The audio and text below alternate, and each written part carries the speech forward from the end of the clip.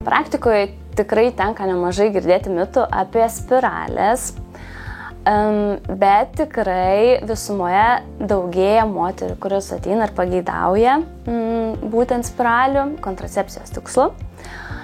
Kaip žinom, galima ne tik kontracepcijos tikslu naudoti spiralės, bet ir esant labai gausiom mėnesinėm, tą kraujo gausumą per mėnesinės spiralės gali sumažinti.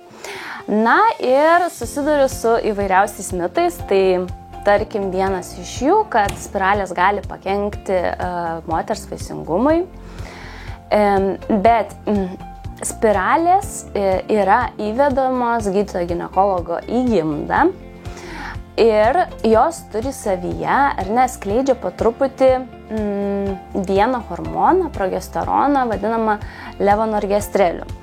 Ta dozė išsiskiria labai maža ir jinai veikia gimdoje. Tik tai labai maža dozė patenka į kraujotaką. Vadinasi, kad jinai nesutrikdo kiaušidžių funkcijos, tokiu būdu, niekaip negali veikti vaisingumo. Na ir moteris išėmus spiralę gali pastoti tokiu pat procentu, ar ne, kaip iki tol. Aišku, dasideda ir kiti veiksniai, senėjimas, ar ne, natūralūs procesai, bet tai nėra susijęs su spirale.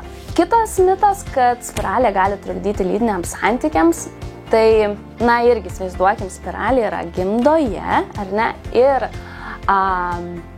pro gimdos kaklelį mes paliekam spiralės siūlą, už kurio trukdami mes galim tiesiog pašalinti spiralę. Tai realiai tas siūlas, tikrai neturėtų trukdyti lytiniams santykiams. Kartais yra, kad moteris sako, yra kažkoks diskomfortas, juntamas tas siūlas, bet čia yra labai nedidelis procentas. Tai kaip ir aiškinau anksčiau, kadangi labai maža dozė patenka į kraujotaką, tai tas hormonas niekaip negali veikti mūsų bendro kūno organizmo pokyčių, tokiu būdu neturi įtakos svorio prieaugiui.